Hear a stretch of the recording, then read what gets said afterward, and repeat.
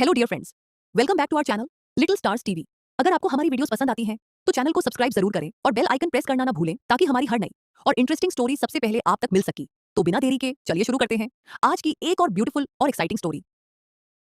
बहुत समय की बात है, दूर देश में एक छोटा सा गांव था जहाँ एक नन्ही सी लड़की रहती थी जिसका नाम था रेड राइडिंग हुड।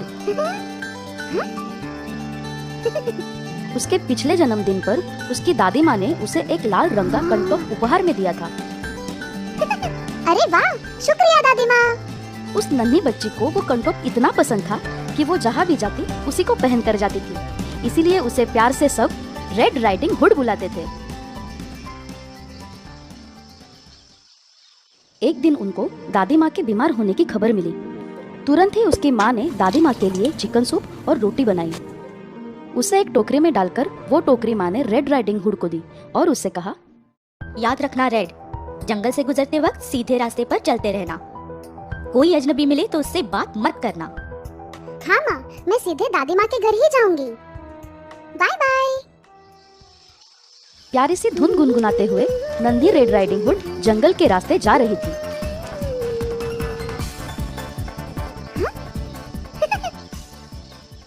तभी उसकी टोकरी से निकलने वाली मजेदार खुशबू ने एक पेड़ के नीचे सो रहे भेड़िए को जगा दिया। एक नन्हा शिकार, लेकिन ये जा कहाँ रहा है? कैसी हो प्यारी बच्ची, क्या तुम मुझे ये थोड़ा सा स्वादिष्ट खाना चखने को दोगी? मुझे माफ कर दीजिए, मैं ये नहीं दे सकती। ये सूप मैं अपनी बीमार दादी माँ के लिए लेकर जा रही हूँ जो अकेली रहती है। आप ये सेब ले सकते हो। दादी माँ अकेली ही रहती है तो पहले दादी माँ को निकलते हैं और बाद में इसे, लेकिन तब तक इसे रोकना होगा। अरे रुको, मेरी बात तो सुनो। मुझे पता है कि तुम्हारी बीमार दादी माँ कैसे ठीक हो सकती है। सच में? पर कैसे? क्या आप मुझे बता सकते हैं? वह जो तुम स्ट्रॉबेरीज देख रही हो, उनमें जादुई शक्ति है। उनमें से थोड़ी अपनी दादी माँ के लिए ले जाओगी तो वो जल्दी ठीक हो जाएगी। अरे वाह, आपका बहुत बहुत धन्यवाद। मैं अभी जाकर थोड़ी सी ले लेती हूँ। चलो पहले दादी माँ के घर चलो। नन्ही रेड अपनी दादी माँ के लिए रसीली स्ट्रॉबेरीज चुन रही थी। तभी भेड़िया वहाँ से दादी माँ के घर की ओर भाग निकला। उसने सोच लिया था कि वो पहले दादी माँ और फिर रेड राइडिंग हुड को निकल जाएगा। जैसे ही भेड़िया दादी माँ के घर पहुँचा, उसने देखा कि दादी माँ पलंग पर आराम से सो रही है। क्या आराम से लेटी है? हाँ, कौन? तुम यहाँ क्यों आए हो? तुम्हें और तुम्हारी पोती को एक साथ निगलने। हाँ? चले जाओ यहाँ से। गाना गुनगुनाते हुए रेड राइडिंग हुड अपने दादी माँ के घर पहुंची, पर जैसे ही वो अंदर गई, अपनी दादी माँ को देखकर थोड़ा सा चौंक गई। वो उनके बेड के पास आई और उनसे पूछा, अरे आपकी आंखें इतनी बड़ी क्यों है दादी माँ? ताकि मैं तुम्हें अच्छे से देख सकूं मेरी बच्ची। और आपकी आवाज इतनी भारी क्यों लग रही है? ताकि मैं तुम्हें अच्छे से बुला सकूं मेरी बच्ची। और आपके हाथ इतने बड़े क्यों है? ताकि मैं तुम्हें अच्छे से गले लगा सकूं। हाँ? और आपका मुंह इतना बड़ा क्यों? ताकि मैं तुझे पूरा निगल जाऊं।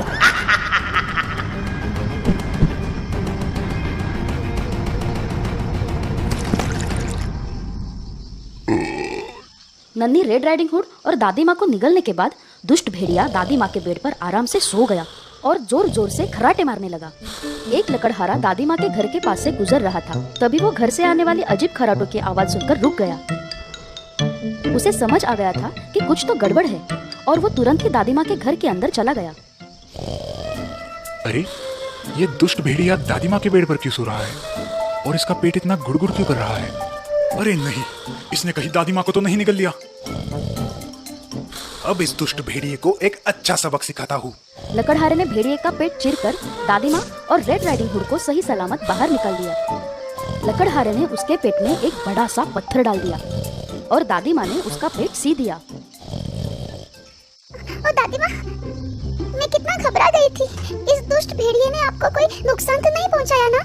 मेरी प्यारी बच्ची, मैं ठीक हूँ और तुम्हें देखकर मुझे बहुत खुशी हुई। तुम्हारा बहुत बहुत धन्यवाद। इसके बाद तीनों चुपचाप छिप गए और भेड़िए के बाहर आने का इंतजार करने लगे। भेड़िया अपनी नींद पूरी करके उठ गया। उठने के बाद उसे बहुत ज्यादा प्यास लगी हुई थी। अरे मेरा पेट इतना भारी क्यों लग रहा है? पत्थर का भार भेड़िया ज्यादा देर तक सहन नहीं कर पाया और फिसलकर नदी में जा गिरा और डूब गया। बाय बाय दुष्ट भेड़िए। नन्ही रेड राइडिंग हुड ने अपने दादी माँ से ये वादा किया कि वो कभी भी किसी अजनबी से बात नहीं करेगी। उसने लकड़हारे का भी शुक्रिया अदा किया और फिर उन तीनों ने हंसी खुशी एक साथ पूरा दिन गुजारा और मजे से साथ बैठकर चॉकलेट केक खाया। मुझे और दादी माँ को बचाने के लिए धन्यवाद। Hansel and Gretel. एक समय की बात है, घने जंगल के बाहर एक लकड़हारा रहता था। उसके 2 बच्चे थे जिनका नाम था हैंसल और ग्रेटल। लकड़हारा अपने बच्चों से बहुत प्यार करता था, पर उनकी सौतेली माँ को वो दोनों बच्चे बिल्कुल भी अच्छे नहीं लगते थे। मुझे इन बच्चों से कब छुटकारा मिलेगा? एक दिन बच्चे अपने कमरे में खेल रहे थे, तब लकड़हारे की बीवी ने उनसे कहा, सुनिए, इन थोड़े पैसों में हमारा गुजारा नहीं हो पा रहा। ऐसा करते हैं, बच्चों को जंगल में छोड़ाते हैं। क्या? जंगल? पर बच्चों की सौतेली माँ ने यह फैसला कर लिया था कि जैसे ही लकड़हारा बाजार के लिए निकल जाएगा, वो बच्चों को जंगल में छोड़ाएगी। हैंसल अपने सौतेली माँ के शब्द सुनकर दुखी हो जाता है, पर जल्द ही उसे एक तरकीब सूझती है। चतुर हैंसल ने अपने घर के पास पड़े हुए चमकीले पत्थरों को इकट्ठा किया। इन चमकीले पत्थरों की मदद से हम अपने घर वापस आ सकते हैं। जैसे ही दूसरे दिन लकड़हारा बाजार के लिए निकल पड़ा, सौतेली माँ दोनों बच्चों को लेकर जंगल के लिए निकल जाती है। घने जंगल से चलते चलते हैंसल चमकीले पत्थर जमीन पर गिराता रहता है। मेरे प्यारे बच्चों, तुम थक गए क्या? तुम दोनों यही रुको, मैं तुम्हारे लिए थोड़े फल लेके आती हूँ।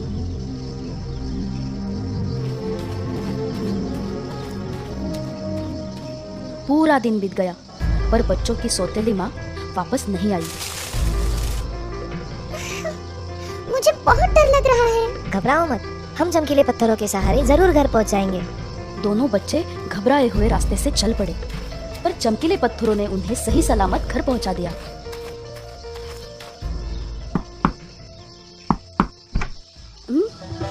ये वापस कैसे आ गए? कुछ दिन बाद बच्चों की सौतेली माँ उनसे कहती है, बच्चों, चलो आज हम जंगल में घूमने चलते हैं। आज तुम्हें ऐसी जगह छोड़ूंगी कि तुम कभी वापस नहीं आ सकते। चलो चलो, जल्दी से तैयार हो जाओ, मैंने खाने का सामान भी ले लिया है। हैंसल और ग्रेटल को अपनी सौतेली माँ की चालाकी के बारे में पता था। ग्रेटल बहुत ही डरी हुई थी, पर हैंसल ने उसे हिम्मत दी। हैंसल ने रोटी का टुकड़ा लिया और रास्ते में फेंकता रहा, पर जंगल के पंछियों ने वो रोटी के टुकड़े खा लिए। अब दोनों बच्चे घर वापस नहीं जा सकते थे। हैंसल, मुझे बहुत डर लग रहा है। रो मत ग्रेटल, कुछ नहीं होगा, हम घर वापस जरूर जाएंगे। हैंसल और ग्रेटल जंगल में रास्ता ढूंढ रहे थे। एकाएक उन दोनों को एक घर दिखा जो चॉकलेट से बना हुआ था। बिना वक्त जाया किए वो दोनों बच्चे उस घर की तरफ भाग निकले। हैंसल और ग्रेटल ने पेट भर के चॉकलेट्स खाए। ये चॉकलेट्स कितने स्वादिष्ट है। हैंसल और ग्रेटल चॉकलेट्स खाने में मग्न थे। वो दोनों बच्चे खतरे से अनजान थे। चॉकलेट के घर का दरवाजा खुला और एक बूढ़ी औरत बाहर आई। कैसे हो बच्चों? अंदर आ जाओ और आराम से बैठकर भरपेट खाना खा लो। वो बूढ़ी औरत एक दुष्ट जादूगरनी थी। दोनों बच्चे उस घर में कैद हो गए थे और उनके समझ में नहीं आ रहा था कि क्या करें। अब मैं तुम्हें कैद करके रखूंगी और फिर बाद में खा जाऊंगी। और तुम नन्ही लड़की, मेरे घर की साफ सफाई करना शुरू कर दो जल्दी। जादूगरनी जब जादुई मिश्रण बनाने में व्यस्त थी, तब ग्रेटल को एक विचार आया जो उन दोनों को उस घर से बाहर निकाल सकता था। बिना आवाज किए ग्रेटल जादूगरनी की ओर चल पड़ी और इससे पहले कि जादूगरनी को कोई शक हो, ग्रेटल ने उसे धक्का देकर उस जादुई मिश्रण में डुबो दिया। अब दोनों बच्चे जादूगरनी की चंगुल से मुक्त हो गए थे। ग्रेटल ये देखकर खुश हो गई कि हैंसल अब कैद में नहीं था। अरे वाह, कितने सारे सोने के सिक्के हैं। हम इनमें से थोड़े ले लेंगे और पिताजी को दे देंगे। और आखिरकार बच्चों को अपने घर का रास्ता मिल ही गया और वो दोनों अपने घर की ओर चल दिए। जैसे ही वो घर पहुँचे, उनके पिताजी की खुशी का ठिकाना न रहा। उन्होंने दोनों को गले लगा लिया। उनकी सौतेली माँ ने उनसे माफी मांगी। बच्चों ने सोने के सिक्के अपने पिताजी को दे दिए। इसके बाद पूरा परिवार हंसी खुशी से रहने लगा।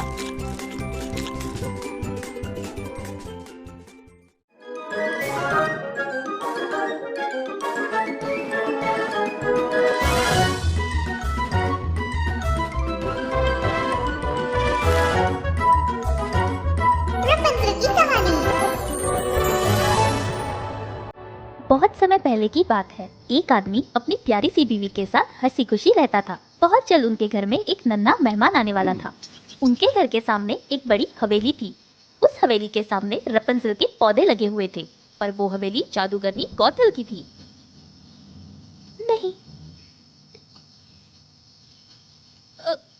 पत्नी का मन थोड़ा बेचैन हो रहा था, इसलिए वो बालकनी के पास ताज़ी हवा खाने आ गई। तभी उसकी नजर एक प्यारे से नन्हे बच्चे पर पड़ी।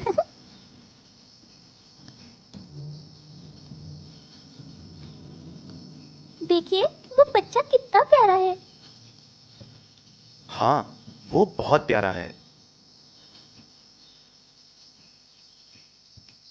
खेलते हुए बच्चों को देखते देखते पत्नी की नजर रैपुंज़ेल के पत्तों पर पड़ी। वाह, वो रैपुंज़ेल के पत्ते कितने ताजे लग रहे हैं। काश मुझे खाने को मिल जाए। जैसे ही पति ने अपनी पत्नी की ख्वाहिश सुनी, वो परेशान हो गया और बोला, समझने की कोशिश करो, वो महल जादूगरनी गोथल का है। वहाँ जाना नामुमकिन है। पति को एक तरकीब सूझी। उसने अपने पत्नी को दूसरी स्वादिष्ट चीज खाने को दी, पर उसकी पत्नी ने उसे खाने से मना कर दिया। आप समझने की कोशिश करिए। आप समझने की कोशिश कीजिए। मुझे वो पत्ते कैसे भी करके चाहिए। आखिरकार पति ने अपने पत्नी की इच्छा पूरी करने की ठान ली। पति जादूगरनी के पास गया और उससे रैपुंज़ेल के पत्तों के लिए गिड़गिड़ाने लगा, पर जादूगरनी ने उसकी एक न सुनी और उसे जाने को कह दिया। इसलिए पति ने जादूगरनी के महल से रैपुंज़ेल के पत्ते चुराने की ठान ली।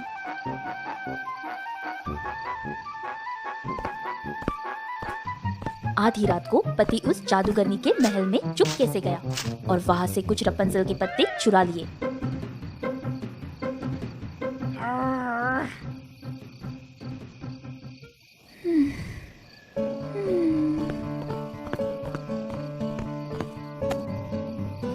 देखो, मैं तुम्हारे लिए रैपुंज़ेल के पत्ते लाया हूँ। पत्नी ने अपने लिए रैपुंज़ेल के पत्तों का सलाद बनाया और बहुत मजे से खाया।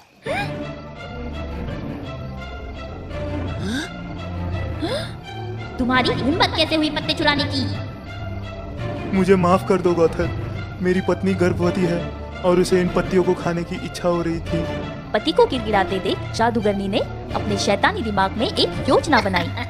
उसने कहा, ठीक है, पर तुम्हें रैपुंज़ेल के पत्तों के बदले में तुम्हारा बच्चा देना होगा। नहीं, मैं ये नहीं कर सकता। नहीं।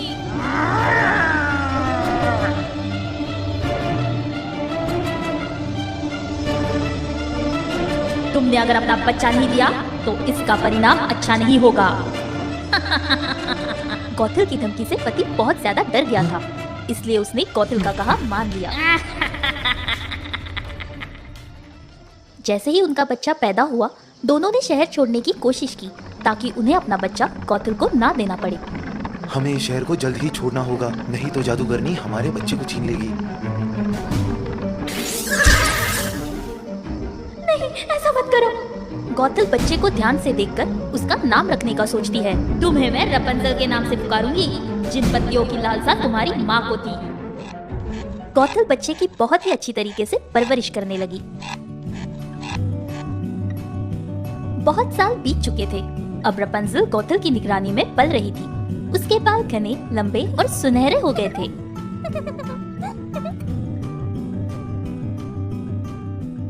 एक दिन गॉथल रैपुंज़ेल के बाल संवारने में मदद कर रही थी। तभी वहां एक जादूगर प्रकट हुआ। ये जादूगर और कोई नहीं बल्कि गौथल के गुरु थे। गौथल, ध्यान से सुनो। अब वक्त आ गया है कि तुम दोनों मेरे मीनार में रहने के लिए चलो।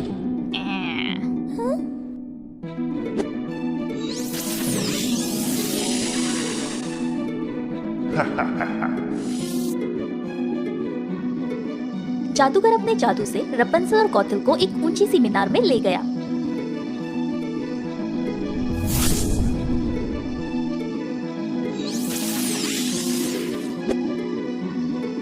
गौथल, मैं अब थोड़ा आराम करना चाहता हूँ, इसलिए ये मीनार मैं तुम्हारे हवाले कर रहा हूँ। इस मीनार का ठीक से ध्यान रखना, वरना अच्छा नहीं होगा। गुरुजी, आप चिंता ना करें, मैं इस मीनार का अच्छे से ख्याल रखूंगी। गौथल रपंजल को बोलती है कि वो पास के बाजार में कुछ काम से जा रही है। ये सुनकर रपंजल सोच में पड़ जाती है कि गौथल मीनार के बाहर कैसे जाएगी।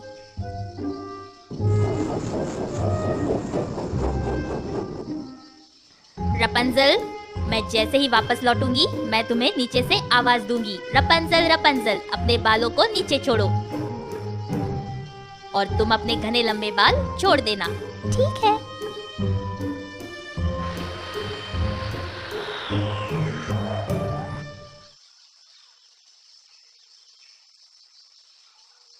मीनार में कैद रपंजल अपना मन गाना गाकर बहलाती थी।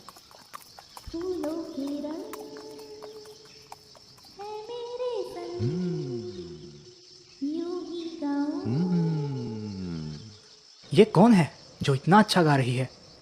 लगता है ये आवाज उस मीनार से आ रही है।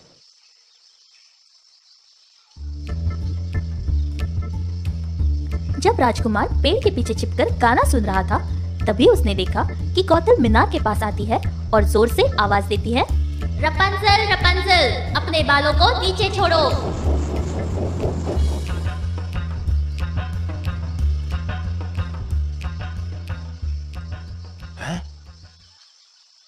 अगले दिन गौथल जब मीनार से जाती है, रपंजल अपने गाने में मग्न हो जाती है और उसी वक्त उसे एक आवाज सुनाई पड़ती है, अपने बालों को नीचे छोड़ो। जैसे ही रपंजल ने अपने बाल नीचे की तरफ छोड़े, राजकुमार उस बालों के सहारे उस ऊंची मीनार पर चढ़ गया। राजकुमार को अपने सामने देखकर रपंजल घबरा गई। तभी राजकुमार ने उससे कहा, अरे रे, घबराओ मत, मुझे अपना दोस्त ही समझो। मैं तुम्हारा गीत सुनकर यहाँ आ गया। तुम्हारी आवाज बहुत ही मीठी है।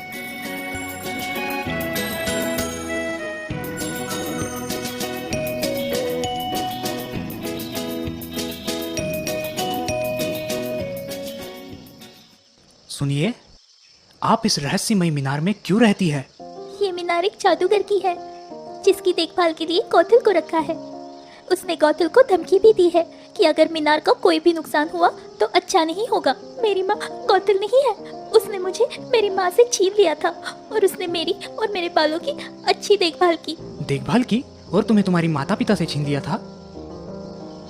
हाँ, ताकि वो मेरे बालों के सहारे इस मीनार में आ जा सके, और इसलिए उसने मुझे यहाँ कैद कर रखा है। मैं तुमसे वादा करता हूँ, मैं तुम्हें यहाँ से बाहर जरूर निकाल के ले जाऊंगा। रपंजल को वादा करके राजकुमार मीनार से निकल जाता है, पर वो दोनों इस बात से अनजान थे कि गौथल ने उन्हें देख लिया है।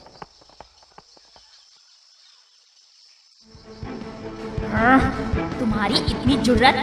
मैंने सोचा था कि मैं तुम्हें बाहर की दुनिया से दूर रखने में सफल हो गई हूँ, पर तुमने मुझे धोखा दिया। गौथल ने रपंजल को एक वीरान से रेगिस्तान में छोड़ दिया ताकि कोई भी उसे ढूंढ न सके। इस बात से बेखबर कि गौथल ने रपंजल के साथ क्या किया है, राजकुमार रपंजल को बचाने के लिए मीनार के पास आता है और आवाज देता है, रपंजल, रपंजल, अपने बाल नीचे छोड़ो।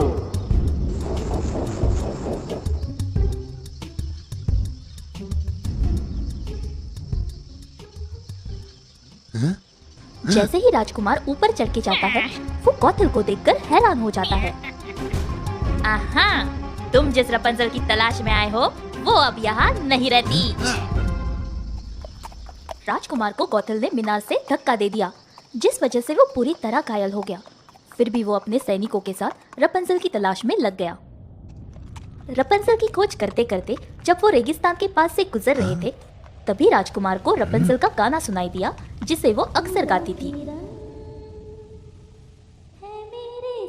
आखिरकार राजकुमार के सिपाहियों ने मीनार को तोड़ दिया जिसका गौतल को ख्याल रखना था। गौतल ने उन्हें बहुत रोकने की कोशिश की पर वो नाकामयाब रहे। गौतल के गुरु वहाँ आ पहुँचे और जब उन्होंने अपने मीनार की ऐसी दुर्दशा देखी वो गुस्से से लाल हो गए। उन्होंने गौतल को दंड दिया और वहाँ से गायब हो गए।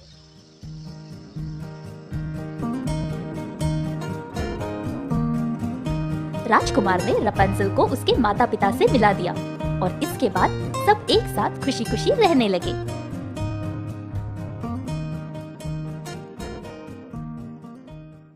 दोस्तों, अगर आपको ये स्टोरी पसंद आई हो तो वीडियो को लाइक करें, शेयर करें और चैनल को सब्सक्राइब जरूर करें। आपका एक सब्सक्राइब हमें और अच्छी स्टोरीज बनाने की मोटिवेशन देता है। मिलते हैं बहुत जल्दी एक और नई और इंटरेस्टिंग कहानी के साथ। तब तक के लिए